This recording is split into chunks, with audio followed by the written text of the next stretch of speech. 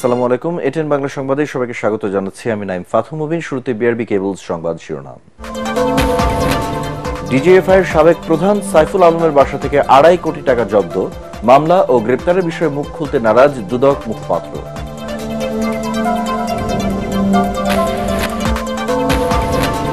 সংযম ও সহমর্মিতার সাথে সবাইকে ঐক্যবদ্ধ থাকার আহ্বান তারেক রহমানের। যারা ঐক্য নষ্টের চেষ্টা করছে তাদের বিরুদ্ধে রুখে দাঁড়ানোর তাগিদ। রাজনৈতিক বিরোধ নয়, ঐক্যমত্যের ভিত্তিতে গণপরিষদ নির্বাচন চায় নবগঠিত জাতীয় নাগরিক পার্টি। দলে নিবন্ধন পেতে চলছে জোর প্রস্তুতি।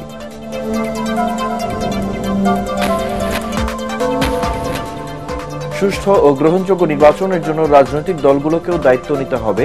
ভোটার দিবসের অনুষ্ঠানে সিইসি। দেশে মোট ভোটার ১২,৩৭,০০,০০০।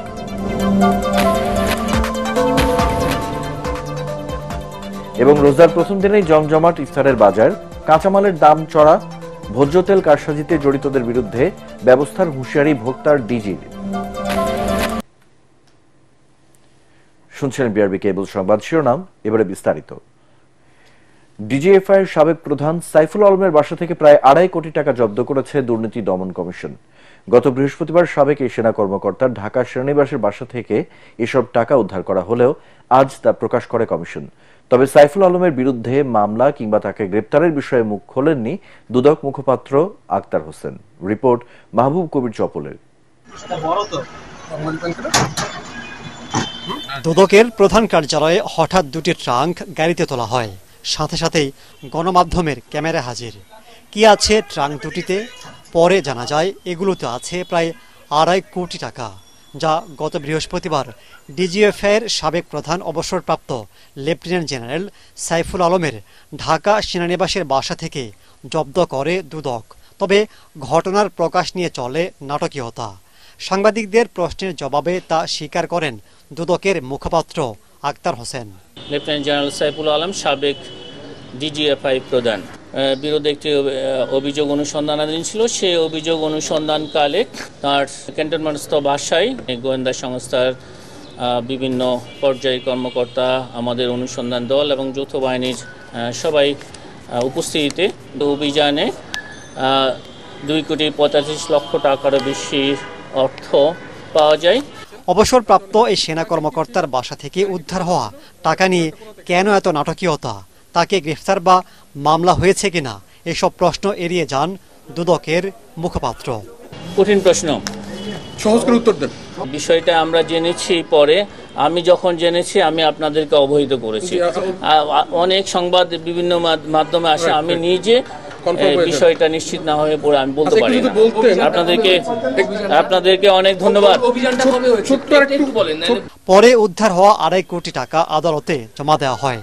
আওয়ামী লীগ সরকার পতনের পর লেফটেন্যান্ট জেনারেল সাইফুল আলমকে বাধ্যতামূলক অবসরে পাঠানো হয়।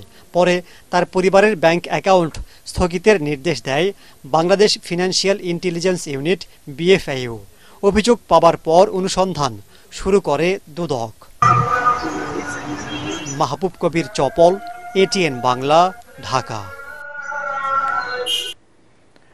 সংযম ও সহমর্মিতার সাথে সবাইকে একসাথে থাকার আহ্বান জানিয়েছেন বিএনপির ভারপ্রাপ্ত চেয়ারম্যান তারেক রহমান। রাজধানীর লেডিস ক্লাবে আলেম ওলামা ও এতিমদের সম্মানে বিএনপির ইফতার মাহফিলে তিনি বলেন, দেশের মানুষ যাতে শান্তিতে থাকতে পারে সেজন্য সবাইকে জনগণের পাশে দাঁড়াতে হবে। ইফতার মাহফিলে বিএনপির স্থায়ী কমিটির সদস্য মির্জা আব্বাস অভিযোগ করেন, এক শ্রেণীর লোক দেশের ভেতরে ও বাইরে বিভ্রান্তমূলক কথা বলে বিভেদ সৃষ্টির চেষ্টা করছে। যারা ঐক্য নষ্টের চেষ্টা করছে তাদের বিরুদ্ধে রুখে দাঁড়ানোর আহ্বান জানান তিনি। রমজান আমাদেরকে শিখায় কিভাবে ধৈর্যশীল হতে। রমজান আমাদেরকে শিখায় কিভাবে আমরা মানবিক দৃষ্টিকোণ দিয়ে মানুষের পাশে দাঁড়াতে পারি। মাতৃভূমিকে যেন আল্লাহ একটি রহমত দেন, যে রহমতের কারণে আমরা প্রতিটা মানুষ, এই দেশের প্রতিটা মানুষ যাতে শান্তিতে আমরা থাকতে পারি, সেই রহমত যাতে আল্লাহ দেন। সেকেন্ড রিপাবলিক কি বলে আমি বুঝি নাই, আপনারা বুঝেছেন কি জানি না।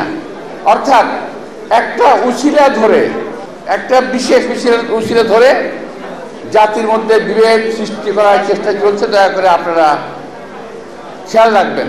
আর আপনাদের মতো এরকম একই রকম পোশাক পরা এক শ্রেণী ওটাকে পাতাড়া দিয়ে যাচ্ছে। কোনো রাজনৈতিক বিরোধ নয়, ঐকমত্যের ভিত্তিতেই গণপরিষদ নির্বাচন চায় নবগঠিত জাতীয় নাগরিক পার্টি। তবে গণ অভ্যুত্থানের আকাঙ্ক্ষা পরিপন্থী যে কোনো বিষয়ে মানুষের কণ্ঠস্বর হয়ে কার্যকর ভূমিকা রাখবে নতুন এই দল। নাগরিক পার্টির সিনিয়র যুগ্ম আহ্বায়ক সামান্তা শারমিন ও যুগ্ম আহ্বায়ক সারওয়ার তুষার এটিএন বাংলাকে জানান, গুরুত্বের সাথেই দলের নিবন্ধন পেতে প্রস্তুতি নিচ্ছে তরুণদের দলটি। আদ্দিন সজীবের রিপোর্ট। গণ অভ্যুত্থানের চেতনায় জাতীয় নাগরিক পার্টির আত্মপ্রকাশের পর থেকেই কয়েকটি বিষয়ে আলোচনায় আসছে ঘুরে ফিরেই। বলা হচ্ছে গণপরিষদ নির্বাচন নতুন দলটির অন্যতম লক্ষ্য, কিন্তু এর জন্য প্রয়োজন ঐক্যমত্য। যেখানে দেশের বড় রাজনৈতিক দল বিএনপি দ্রুত জাতীয় নির্বাচনের তাগিদ দিচ্ছে সরকারকে, সেখানে গণপরিষদের বিষয়ে ঐক্যমত্য কি শেষ পর্যন্ত হবে? গণঅভ্যুত্থানের আকাঙ্ক্ষা এই যে বাংলাদেশের সংবিধানকে পুনর্লিখন করতে হবে। যেহেতু গণপরিষদ নির্বাচনের মাধ্যমে এটা সম্ভব এবং আমরা দেখেছি যে সংবিধান সংস্থার প্রস্তাবনা তার কিছু প্রস্তাবনা দিয়েছেন এবং যেই ধরনের প্রস্তাবনা দিয়েছে সেটা আসলে বেসিক্যালি পুনর্লিখনের শামিল। বাংলাদেশের ইতিহাসের আগে কখনো ব্যবস্থা পরিবর্তনের ডাক নিয়ে কোনো রাজনৈতিক দল আসেনি। বিদ্যমান সংবিধানের বিরুদ্ধে আমাদের খুবই দৃঢ় মতামত আছে। আমরা সেকেন্ড রিপাবলিকের কথা বলেছি, গণপরিষদের কথা বলেছি। এগুলো রাজনৈতিক দলগুলোর মধ্যে একটা অস্বস্তি তৈরি করেছে, কারণ তারা তো আসলে এই বিদ্যমান ব্যবস্থাটা টিকিয়ে রেখে নির্বাচনের মধ্যে দিয়ে ক্ষমতায় যেতে চায়। জাতীয় নাগরিক পার্টির শীর্ষ নেতারা বলছেন, দেশের স্বার্থে সব রাজনৈতিক দলের মধ্যে ঐক্যমত্য দরকার। গণপরিষদ নির্বাচন ও নতুন সংবিধান প্রণয়নের বিষয়ে আলোচনা করতে প্রস্তুত তারা। দ্বিমতগুলোকে পর্যালোচনা করা এবং সেখান থেকে কট্টর রাজনৈতিক অবস্থানে না পৌঁছানো, সেটা আমরা মনে করি যে সকলের জন্যই খারাপ। যদি গণপরিষদ নির্বাচন এই মুহূর্তে না দেওয়া হয়, সেক্ষেত্রে আমাদের রাজনৈতিক দলের ম্যানিফেস্টো এবং ম্যান্ডেট সবসময়ই থাকবে গণপরিষদ নির্বাচনের জন্য। আমরা বরং রাজনৈতিক দলগুলোকে আস্থায় নেওয়ার জন্য বলেছি, আমাদের দিক থেকে প্রস্তাব করেছি যে এমন একটা নির্বাচন হোক যেখানে প্রথমে সংবিধান প্রণয়ন করা হবে, তারপর সংবিধান প্রণয়ন শেষে ওই গণপরিষদটাই নিজেকে পার্লামেন্টের রূপ দেবে। তাহলে কি হচ্ছে, আপনি যারা একবার নির্বাচিত হচ্ছে তারাই কিন্তু পার্লামেন্ট ফর্ম করছে, ফলে এখানে ভয় পাওয়ার কিছু নাই। ফলে এটা নিয়ে আলোচনা হবে। 28 ফেব্রুয়ারি আত্মপ্রকাশ করা জাতীয় নাগরিক পার্টি জন আকাঙ্ক্ষা বাস্তবায়নের কথা বলছে, জোরে সোরেই প্রস্তুতি নিচ্ছে নিবন্ধনেরও। আমাদের এই মাসব্যাপী বিভিন্ন ধরনের কর্মসূচি থাকবে এবং সেই সাথে দলটাকে সংগঠিত করা, সুসংহত করার যে কাজটা সেটা আমরা করব এবং অবশ্যই নিবন্ধন এই কাজগুলো খুবই রুটিন ওয়ার্ক। তো আমরা এই রুটিন ওয়ার্কের দিকেও আগাবো। দলগুলোকে এগিয়ে আসতে হবে। দলগুলো যদি সংস্কারও না চায় তখন তো ঐক্যমত্য হওয়া সম্ভব না। ঐক্যমত্য তো শুধু কথার কথা না, কিছু জিনিসের উপর দাঁড়িয়ে আপনি ঐক্যমত্য হবেন। এখন শুধু জাতীয় নির্বাচন এটার প্রশ্নে অন্য সকল দলের রিজার্ভেশন বাদ দিয়ে একটা দলের জন্য আমরা এটা করতে পারি না। ৭১-এর অপূর্ণতা পূরণ আর ২৪-এর চেতনায় গড়া তারুণ্য নির্ভর দলটি যে নাগরিকদের এক ধরনের সাড়া পেয়েছে, তা আত্মপ্রকাশের দিনই স্পষ্ট হয়েছে। শেষ পর্যন্ত নিজেদের মধ্যে ঐক্য ধরে রেখে দেশ বিনির্মাণে কতটা দৃশ্যমান কর্মসূচি দিতে পারবে তার উপরই নির্ভর করছে নাগরিক পার্টির জনসমর্থন। আদ্দিন সজীব, এটিএন বাংলা, ঢাকা। রোজার প্রথম দিনে গণ ইফতার কর্মসূচি করল বাংলাদেশ গণতান্ত্রিক ছাত্র সংসদ। ঢাকা বিশ্ববিদ্যালয়ের টিএসসি মাঠে এই ইফতারে অংশ নেন কয়েক শতাধিক শিক্ষার্থী। ইফতারের আগে গণতান্ত্রিক ছাত্র সংসদের পক্ষ থেকে সবাইকে মেসওয়াক বিতরণ করা হয়। এছাড়া হামদ ও নাতে রাসূল পরিবেশন করেন সংগঠনের নেতারা। মেয়েদের জন্য ছিল আলাদা বসার ব্যবস্থা। এ সময় নতুন এই ছাত্র সংগঠনের নেতারা জানান, স্বৈরাচার ও গণহত্যাকারী শেখ হাসিনার পতনের পর প্রথম ইফতার পার্টি এটি। স্বৈরাচারের সময় কেউ স্বাধীনভাবে ইফতার করতে পারেনি, এমনকি রমজানে ইফতারের জন্য খুনি লীগের হামলার শিকার হতে হয়েছিল অনেককেই। ইফতারকে ধর্মীয় স্বাধীনতা পালনের উপলক্ষ বলেও জানান তারা।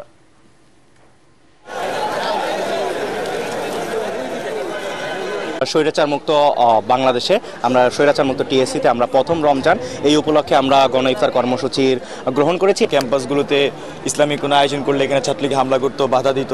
ব্যাপক অংশগ্রহণ হয়েছে ঢাকা বিশ্ববিদ্যালয়ের শিক্ষার্থীদের মধ্যে বা ঢাকা শহর থেকে অনেকে এখানে এসেছেন, বিভিন্ন মাদ্রাসা থেকে এসেছেন। তো আমাদের যেটুকু আমরা আশা করি তার থেকে অনেক বেশি আমরা মনে করছি যে মানুষের পার্টিসিপেশন হয়েছে। সুষ্ঠু ও গ্রহণযোগ্য নির্বাচনের জন্য রাজনৈতিক দলগুলোকে দায়িত্ব নিতে হবে বলে মনে করেন প্রধান নির্বাচন commissioner AMM Nasir Uddin. Voter দিবসের অনুষ্ঠানে তিনি বলেন, ভোট কারচুপি করে সাময়িকভাবে লাভবান হলেও ভবিষ্যতে তার দল এবং ব্যক্তির জন্য ক্ষতির কারণ। এদিকে ২০২৪ সালের চূড়ান্ত ভোটার তালিকা প্রকাশ করেছে নির্বাচন কমিশন। এতে মোট ভোটার ১২,৩৭,৩২,২৭৪ জন।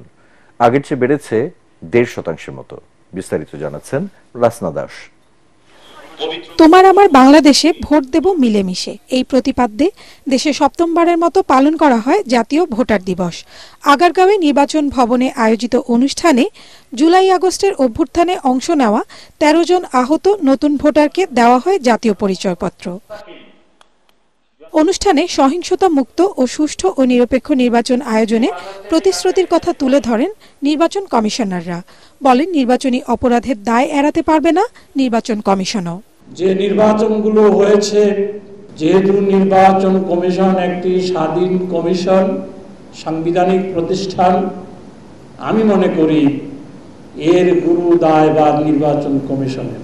একটি গ্রহণযোগ্য নির্বাচন করার জন্য নির্বাচন আইন ও বিধি মোতাবেক যে ব্যবস্থা আছে সেই ব্যবস্থা মতো আমরা কাজ করতে ইনশাআল্লাহ বদ্ধপরিকর। এ সময় প্রধান নির্বাচন কমিশনার বলেন, ভোট দেওয়া শুধু অধিকার নয়, ভোটারদের দায়িত্ব। ভোটটা শুধু অধিকার হিসেবে দেখলাম না, আগে এটা অধিকার হিসেবে চিন্তা করা গেছে, এখন এটা আমরা বলবো এটা দায়িত্বের মধ্যেও পড়ে।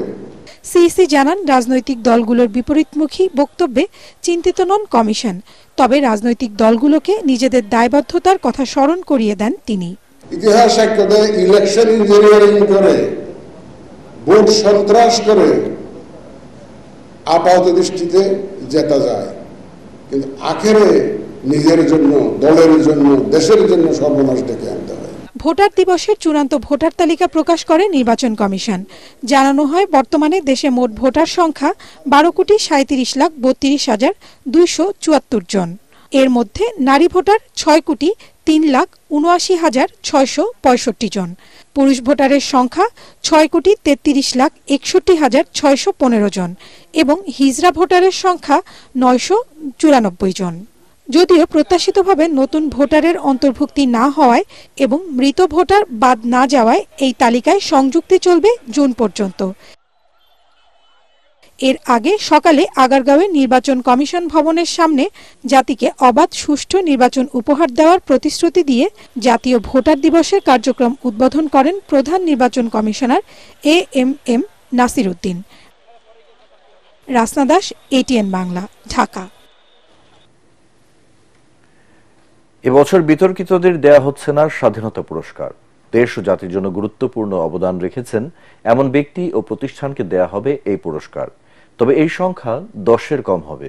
সচিবালয়ে জাতীয় পুরস্কার সংক্রান্ত উপদেষ্টা কমিটির বৈঠক শেষে সব তথ্য জানান আইন উপদেষ্টা আসিফ নজরুল।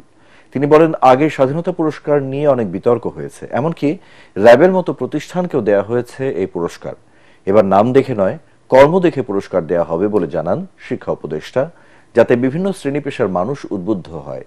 শিগগিরই প্রধান উপদেষ্টার কার্যালয় থেকে স্বাধীনতা পুরস্কারের জন্য মনোনীত ব্যক্তিদের নাম চূড়ান্ত করা হবে। এর আগে যে স্বাধীনতা দিবস পুরস্কার দেখতাম, তখন আমাদের কাছে মনে হয়েছে এমন ব্যক্তি এবং প্রতিষ্ঠানকে পুরস্কার দেওয়া হয়েছে যেটা নিয়ে সমাজে প্রশ্ন উঠেছিল, এবং এমন প্রতিষ্ঠানকে দেওয়া হয়েছিল, র্যাবের মতো প্রতিষ্ঠানকেও স্বাধীনতা দিবস পুরস্কার দেওয়া হয়েছিল, অথচ এটা আমাদের জাতীয় জীবনের সর্বোচ্চ পুরস্কার। আমরা এই পুরস্কারের মহিমা উপলব্ধি করে এই দলগত গোষ্ঠীগত চিন্তার ঊর্ধ্বে থেকে স্যারের নেতৃত্বে আমরা এমন সব নাম সুপারিশ করেছি। আপনারা এই পুরস্কারে দেখে আপনারা খুশি হয়েছিলেন, এই পুরস্কার দেখেও আপনারা আরো খুশি হবেন এবং আপনারা মনে হবে যে পুরস্কার দিতে পেরে আমরা নিজেরা ধন্য হয়েছি। জিয়া চ্যারিটেবল ট্রাস্ট দুর্নীতি মামলায় বিএনপি চেয়ারপারসন বেগম খালেদা জিয়াকে 7 বছরের দণ্ড থেকে হাইকোর্টের দেয়া খালাসের রায়ের বিরুদ্ধে রাষ্ট্রপক্ষ ও দুদকের লিভ টু আপিলের শুনানি আগামীকাল। দুদকের আবেদনের প্রেক্ষিতে বিচারপতি আশফাকুল ইসলামের নেতৃত্বাধীন 3 বিচারপতির আপিল বেঞ্চ এ আদেশ দেন। এ মামলায় খালেদা জিয়াকে 7 বছরের সাজা থেকে খালাসের রায়ের বিরুদ্ধে গত 23 ফেব্রুয়ারি আপিল বিভাগে আবেদন করে রাষ্ট্রপক্ষ ও দুদক। গত 27 নভেম্বর বেগম জিয়াকে 7 বছরের দণ্ড থেকে খালাস দেন হাইকোর্ট। 2018 সালের অক্টোবরে জিয়া চ্যারিটেবল ট্রাস্ট দুর্নীতি মামলায় খালেদা জিয়া সহ 4 আসামিকে 7 বছরের সশ্রম কারাদণ্ড দেয় বিচারিক আদালত। এছাড়া প্রত্যেককে 10 লাখ টাকা জরিমানা করা হয়। একই সাথে ট্রাস্টের নামে কেনা কাকরাইলে 42 কাঠা জমি বাজেয়াপ্ত করে তা রাষ্ট্রের অনুকূলে নেয়ার আদেশ দেওয়া হয়।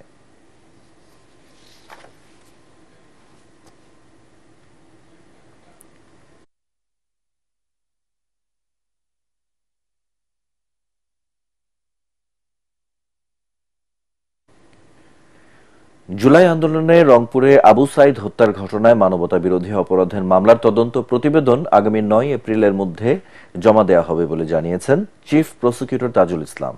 তবে এই মামলার প্রধান আসামি সাবেক প্রধানমন্ত্রী শেখ হাসিনার বিরুদ্ধে আলাদা তদন্ত প্রতিবেদন চলতি মাসের মধ্যেই দেওয়ার কথা জানান তিনি। শুনানি শেষে ব্রিফিংয়ে বলেন, আবু সাইদ হত্যা মামলায় এখন পর্যন্ত গ্রেপ্তার 4 আসামিকে মানবতা বিরোধী অপরাধের মামলায় গ্রেপ্তার দেখানোর আবেদন করা হলে 9 এপ্রিল তাদের হাজিরার নির্দেশ দিয়েছেন ট্রাইব্যুনাল।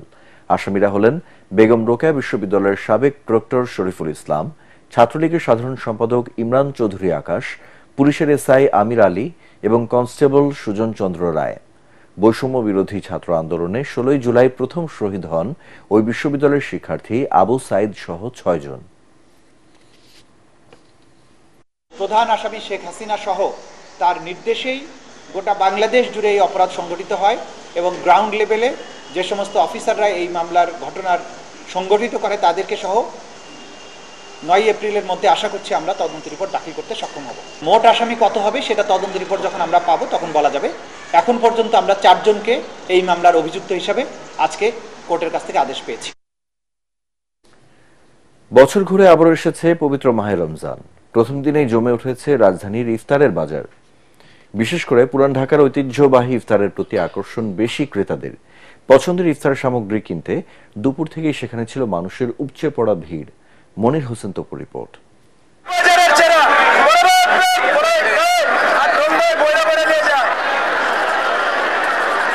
প্রতি বছরের মতো পবিত্র রমজানের প্রথম দিনেই জমে উঠেছে পুরান ঢাকার ঐতিহ্যবাহী চকবাজারের ইফতার বাজার। সড়কের এক মাথা থেকে অন্য প্রান্ত ভরে উঠেছে হরেক রকমের ইফতারির আইটেমে। বাতাসে ছড়িয়ে পড়েছে সুস্বাদু খাবারের ঘ্রাণ। ছোটকালের তেনে একদম প্রত্যেক বছর আহি, প্রত্যেক বছরই ভাই পয়লা দিনই আহি একদম, এবং রোজার মাস বইরাই আল্লাহর রহমতে আল্লাহ খাওয়ায়। মানুষের ভিড় অনেক কিন্তু ক্রেতা কম। আশা করি সময়ের পরিবর্তে ক্রেতা আসবে।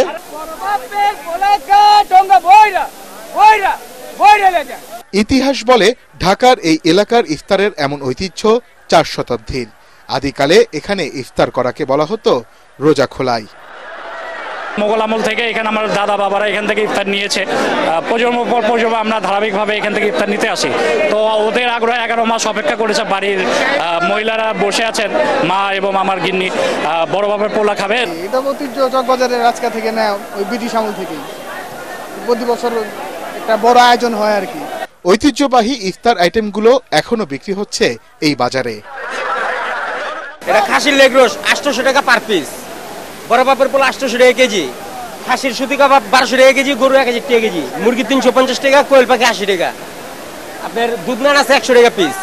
আস্ত মুরগির কাবাব, বটি কাবাব, টিকা কাবাব, চিকেন কাঠি, শামি কাবাব, সুতি কাবাব, কোয়েল পাখির রোস্ট, কবুতরের রোস্ট, জিলাপি, শাহী জিলাপি, হালিম, দই বড়া, কাশ্মীরি শরবত সহ আরো বাহারি আইটেমের পসরা সাজিয়ে বসেছেন বিক্রেতারা। প্রথম রমজানে সাধ্যের মধ্যে সবারই চাই ইফতারে বিশেষ কিছু, তাই নগরবাসীর মধ্যে অনেকেই ছুটে এসেছেন চকবাজারের এই ঐতিহ্যবাহী ইফতারের পসরায়। তারা তাদের পছন্দ অনুযায়ী কিনে নিচ্ছেন ইফতারি সামগ্রী। মনির হোসেন তপু, এটিএন বাংলা, ঢাকা। এদিকে রোজার প্রথম দিনেই চড়া নিত্যপণ্যের বাজার। ইফতারের অন্যতম উপকরণ লেবু, শসা, বেগুন, মরিচ ও টমেটো সহ অধিকাংশ সবজির দাম দ্বিগুণ। বেড়েছে সয়াবিন তেলের সংকট। এই অবস্থায় বাজার পরিদর্শনে গিয়ে হতাশা প্রকাশ করেন ভোক্তা অধিকার সংরক্ষণ অধিদপ্তরের মহাপরিচালক। তিনি জানান, কারসাজির সাথে জড়িতদের বিরুদ্ধে তদন্ত করে 2 সপ্তাহের মধ্যে ব্যবস্থা নেওয়া হবে। ইমদাদুল্লাহ বাবুর রিপোর্ট। বছর ঘুরে আবারও এলো পবিত্র মাহে রমজান। রোজার প্রথম দিনই প্রতিবারের মতো এবারও অস্থির নিত্যপণ্যের বাজার। ইফতারে ভাজা পোড়া তৈরির প্রধান উপকরণ সয়াবিন তেলের বাজারে রয়েছে ব্যাপক ঘাটতি। 2-1টি দোকানে মিলছে 5 লিটার বোতলজাত তেল, নেই 2 ও 1 লিটারের বোতল। এতে বিপাকে মধ্যমায়ের মানুষ। রমজান আসলে আমাদের একটা মানুষের নিয়ম হয়ে সবকিছু দাম বাড়িয়ে দেয় ইচ্ছাকৃতভাবে। এগুলো সিন্ডিকেট যিনি সরা রাখে, যখন সাংবাদিক চলে যায় তখন সব আবার সামনে আনে, যখন আমরা কিনতে যাই তখন ওনারা দাম চাই প্রচুর পরিমাণ। মেল মাল কম দিতেছে, আমি মেলের তো বলতেছি আমার মাল দিতে, না দিলে আমি কি করবো। ছোলা, চাল ও ডাল এসব পণ্যের বাজারে কিছুটা স্বস্তি থাকলেও লেবু, শসা, বেগুন, মরিচ এবং টমেটো সহ কাঁচা সবজির দাম এখন একদিনের ব্যবধানে বেড়েছে দ্বিগুণ। লেবুহালি ৮০ থেকে ১০০ টাকা, বেগুন ৮০ টাকা, শসা ৬০ এবং মরিচ বিক্রি হচ্ছে ৬০ টাকায়। ক্রেতাদের অভিযোগ, বিপ্লবোত্তর বাংলাদেশে এখনো ভাঙা সম্ভব হয়নি ব্যবসায়ীদের অসাধু সিন্ডিকেট। সবারই হাত আছে এখানে, খালি ব্যবসায়ীদের না। এই যে সিন্ডিকেটরা যারা আছে, আমাদের দেশের মানুষের মানবিকতা কম বলেই এই অবস্থা। আমাদের তো বেতন বাড়ে না, কিন্তু দাম তো বাড়ছে। এমন অবস্থায় কারণ বাজারে নিত্যপণ্যের দাম পর্যবেক্ষণ করে ভোক্তা অধিকার সংরক্ষণ অধিদপ্তর। বিভিন্ন দোকানে তেলের সরবরাহের কাগজ যাচাই করে তারা। পরে সংস্থার মহাপরিচালক আলিম আক্তার খান দাবি করেন, অন্যান্য বছরের তুলনায় এবার অনেকটাই স্বস্তি আছে বাজারে। বাজারে 101টা পণ্য আছে, আপনি দেখছেন শুধু সোয়াবিন তেল নিয়ে ক্রাইসিস, অন্য সকল পণ্য কম দামে আপনাদের সম্মুখে বলেছে। একটা তদন্ত করব, তদন্ত করে আমরা জানাতে পারবো। আগামী আপনাকে টাইম দিচ্ছি যে সর্বোচ্চ 3 সপ্তাহের মধ্যে, এর আগে সম্ভব যদি হয় সেটাও আমরা করব। এই গ্রীষ্মে লিমিটেড সবজি পাওয়া যায়, যেহেতু চাহিদার তুলনায় সরবরাহ কম, এটা বাজার নিয়ন্ত্রণে বাস্তবতা একটা কাজ করে। তিনি আরো জানান, পুরো রমজান জুড়েই বাজার তদারকি করতে দেশব্যাপী চলবে বিশেষ অভিযান। ইমদাদুল্লাহ বাবু, ATN বাংলা, ঢাকা। সমন্বয়হীনভাবে রাস্তা খোঁড়াখুঁড়ি না করে আলোচনার মাধ্যমে কাজ করতে ডেসকো এবং ওয়াসার প্রতি আহ্বান জানিয়েছেন ঢাকা উত্তর সিটি কর্পোরেশনের প্রশাসক মোহাম্মদ এজাজ।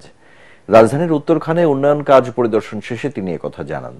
ডিএনসিসির এই কর্মকর্তা বলেন, ঈদের আগে আজমপুর থেকে উত্তরখান মাজার রাস্তার কার্পেটিং শেষ হবে। কসাইবাড়ি থেকে দক্ষিণ খান বাজারের রাস্তাও দ্রুত শেষ করার নির্দেশ দেন তিনি।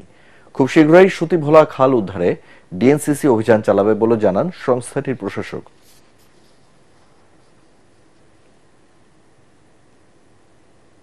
আজমপুর রোডটি আছে, এটা ঈদের আগে আমরা সবার জন্য উন্মুক্ত করে দিতে পারবো, কার্পেটিংটা শেষ হবে। ওয়াসা এখানে কিছু কাজ করছে, ডেসকোর ইলেকট্রিসিটি লাইন আবার নতুন করে লাগানো হবে। তো সুতরাং এই কাঁচা রাস্তা যেগুলো আছে সেখানে আরও এক্সকেভেশন লাগবে, সেটা শুধু সিটি কর্পোরেশনের দায়িত্ব না, এটা সমন্বিতভাবে করতে হবে। আমরা একটা সিদ্ধান্ত নিয়েছি যে এরপরে এই উন্নয়ন কর্মকাণ্ড যা হবে এটা এক টেবিলে বসে আমরা সিদ্ধান্ত নিই। খুলনা বিভাগের 10 জেলার মুমূর্ষু রোগীদের জন্য দেশে প্রথমবারের মতো ফ্রি এয়ার অ্যাম্বুলেন্স সার্ভিস চালু করল আদ-দ্বীন ফাউন্ডেশন। তাদের অভূতপূর্ব এই উদ্যোগের সাধুবাদ জানিয়েছেন স্বাস্থ্যসেবা সংশ্লিষ্টরা। আদ-দ্বীনের দেখানো পথ অনুসরণ করে ভবিষ্যতে অন্যান্য সংস্থাও এ ধরনের সেবামূলক কার্যক্রম শুরু করবে বলে আশা করছেন বেসামরিক বিমান চলাচল কর্তৃপক্ষ বেবিচকের চেয়ারম্যান। যশোর থেকে তামান্না ফারজানার রিপোর্ট, জানাচ্ছেন জাহিদুল আলম। স্বাস্থ্যসেবা ক্ষেত্রে অভূতপূর্ব এক উদ্যোগ। প্রথমবারের মতো বিনা পয়সায় হেলিকপ্টারে করে হাসপাতালে রোগী পরিবহন সেবা শুরু করল আদ-দ্বীন ফাউন্ডেশন। এর মধ্যে দিয়ে দেশের স্বাস্থ্য সেবায় উন্মোচিত হল নতুন এক যুগ। শনিবার বিকেলে যশোরে আদ-দ্বীন সকিনা মেডিকেল কলেজ হাসপাতালের হেলিপ্যাডে বেল 505 এয়ার অ্যাম্বুলেন্সের উদ্বোধন করেন বাংলাদেশ বেসরকারি বিমান চলাচল কর্তৃপক্ষের চেয়ারম্যান এয়ার ভাইস মার্শাল মঞ্জুর কবির ভূঁইয়া। এ সময় সংশ্লিষ্টরা জানান, আদ-দ্বীনের এই উদ্যোগের ফলে এখন থেকে বিনামূল্যে জরুরি সেবা পাবেন দেশের দক্ষিণ পশ্চিমাঞ্চলের মুমূর্ষু ও দরিদ্র রোগীরা। আদ-দ্বীনের হটলাইন নাম্বারে যখনই কোনো কল আসবে, হেলিকপ্টার এয়ার ট্রাফিক কন্ট্রোল থেকে ক্লিয়ারেন্স নিয়ে টেক অফ করবে। এটা আরো বড় আঙ্গিকে যাবে এবং ইনশাআল্লাহ বাংলাদেশের জনগণ যারা শিক্ষা, স্বাস্থ্য, বিভিন্ন ব্যাপারে অনেক সুযোগ পাচ্ছেন না, তাদেরকে তাদের জীবনকে আলোকিত করবে। এই উদ্যোগের ফলে বহু মানুষ উপকৃত হবে। আমরা অনাকাঙ্ক্ষিত অনেক মৃত্যু রোধে সাহায্য করতে পারবো। এ সময় আল্লাহর সন্তুষ্টির জন্য নিঃস্বার্থভাবে মানুষের সেবা করতে সকলের প্রতি আহ্বান জানান আদ-দ্বীন ফাউন্ডেশনের নির্বাহী পরিচালক ডাক্তার শেখ মহিউদ্দিন। প্রিয় ভাইরা এবং আমার ছাত্রীরা আছে, আমি সবাইকে বলছি এই কথা, আমরা ডাক্তার হব, মানুষকে খেদমত করব, কোনো প্রত্যাশার বিনিময় না। আল্লাহ আমাদেরকে কোনোদিন না খায় মানবে না। আমরা কখনো কোনো যাই কাজ করি না কেন, যে সেবাই আমরা করি, প্রত্যেকে আমরা সেবা করি। রাষ্ট্রের বড় জায়গা থেকে আমরা সেবা করি, আমরা রাষ্ট্রের ছোট্ট একটা জায়গা থেকে আমরা সেবা করি, খেদমত করি। সেটা যেন আল্লাহর জন্য হয়ে যায়, সেটা যেন আল্লাহর জন্য হয়ে যায়, সেটা যেন আল্লাহর জন্য হয়ে যায়। সব কিছু যেন আমার আল্লাহর জন্য নিবেদিত হয়। আমরা যেন প্রভুকে ঘিরে ঘিরে আমার কাজগুলো করি, আমাকে ঘিরে ঘিরে কাজগুলো না করি। সবার কাছে এই আবেদন। আদ-দ্বীনের অনন্য এই সেবা কার্যক্রম নতুন বাংলাদেশ বিনির্মাণে অবদান রাখবে বলে মনে করেন বেবিচক চেয়ারম্যান। এই উদ্যোগটা আমার জানা মতে ওনারাই প্রথম এই উদ্যোগটা গ্রহণ করেছেন যে যেসব যাত্রীরা আপনাদের সক্ষমতা নাই কিন্তু ট্রিটমেন্ট দরকার তাদেরকে বিনামূল্যে অথবা খুব স্বল্প খরচে তাদেরকে বিভিন্ন জায়গায় পরিবহন করে নিয়ে যাওয়া যাতে তারা আপনার রিকোয়ার্ড স্বাস্থ্য সেবাটা পেতে পারে, যে কোনো জায়গায় যেতে পারে। তো এটা মহৎ উদ্যোগ খুলনা বিভাগে পুরো এরিয়াটাতে চালু হয়েছে এবং খুলনা বিভাগের সমস্ত লোকজন এটা অনেক উপকৃত হবে। খুলনা বিভাগের 10 জেলার 587টি চিহ্নিত স্থান থেকে বিনামূল্যে এয়ার অ্যাম্বুলেন্সে করে রোগী পরিবহন করা হবে যশোরের আদ্দিন সকিনা মেডিকেল কলেজ হাসপাতাল এবং খুলনা মহানগরীর আদ্দিন আকিজ মেডিকেল কলেজ হাসপাতালে। Bureau report, ATN Bangla. এবারে আল আরাফা ইসলামী ব্যাংক অর্থ সংবাদ।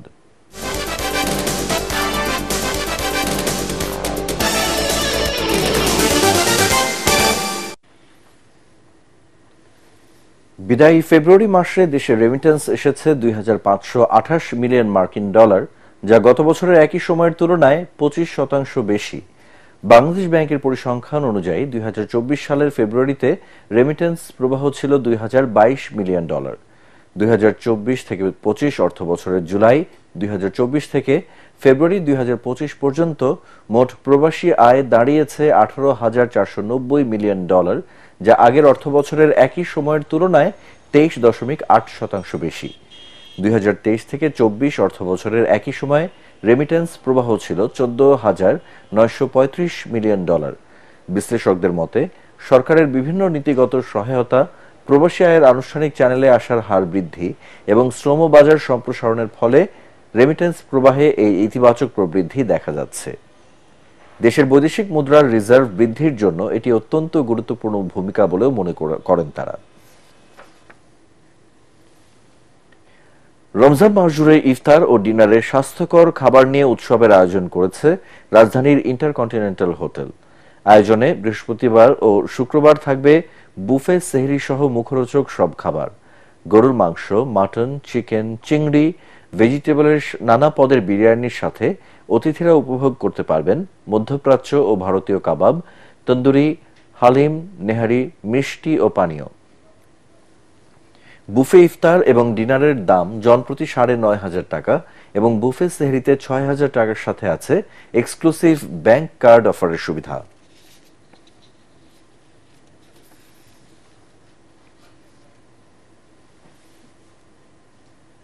এবারে আন্তর্জাতিক সংবাদ।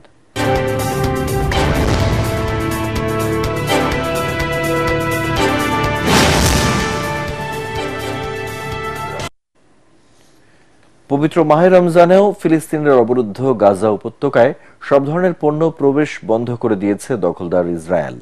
ইসরায়েলি প্রধানমন্ত্রী বেনিয়ামিন নেতানিয়াহুর দপ্তর জানায়, হামাস যুদ্ধবিরতির সময় বাড়াতে রাজি না হওয়ায় এমন সিদ্ধান্ত নিয়েছে তারা। ফলে সকাল থেকে গাজা উপত্যকায় সব ধরনের পণ্য সরবরাহ বন্ধ রয়েছে। হামাস যুদ্ধবিরতি চাইলে বাকি ইসরায়েলি জিম্মিদের মুক্তি দিতে বলেছে তেল আবিব। জিম্মি মুক্তি ছাড়া কোনো যুদ্ধবিরতি থাকবে না বলেও হুঁশিয়ারি দিয়েছে ইসরায়েলি প্রশাসন। এ পর্বের শুরুতেই পার্টেক্স খেলার খবর।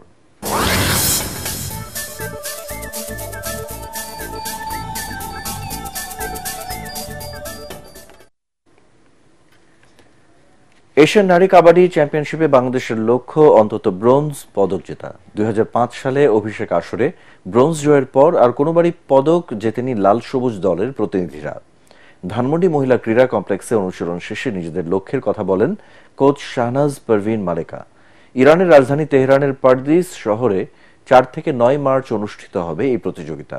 3 মার্চ পুরো দল একসাথে তেহরানে অনুশীলন করার কথা রয়েছে। ভারত এবং ইরান বাংলাদেশের চেয়ে অনেকটাই এগিয়ে, তাই খেলোয়াড়রা বলছেন স্বর্ণ কিংবা রৌপ্য জেতাটা সহজ হবে না তাদের জন্য। শেষ করার আগে বিআরবি কেবলস সংবাদ শিরোনাম আরেকবার। ডিজিএফআই এর সাবেক প্রধান সাইফুল আলমের বাসা থেকে 2.5 কোটি টাকা জব্দ। মামলা ও গ্রেপ্তারের বিষয়ে মুখ খুলতে নারাজ দুদক মুখপাত্র।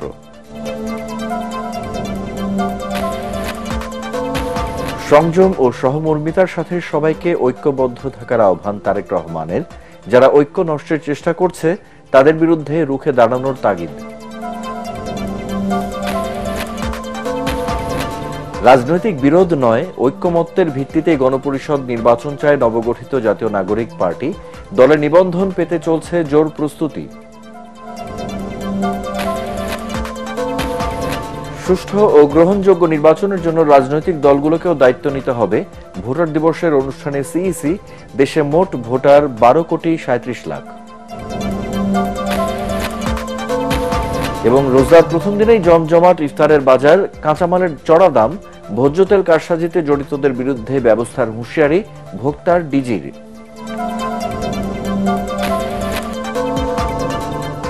পরবর্তী সংবাদ দেখার আমন্ত্রণ জানিয়ে এখনকার মতো শেষ করছি। এটিএন বাংলার সংবাদ ইউটিউবে দেখতে ব্রাউজ করুন youtube/ATN Bangla News।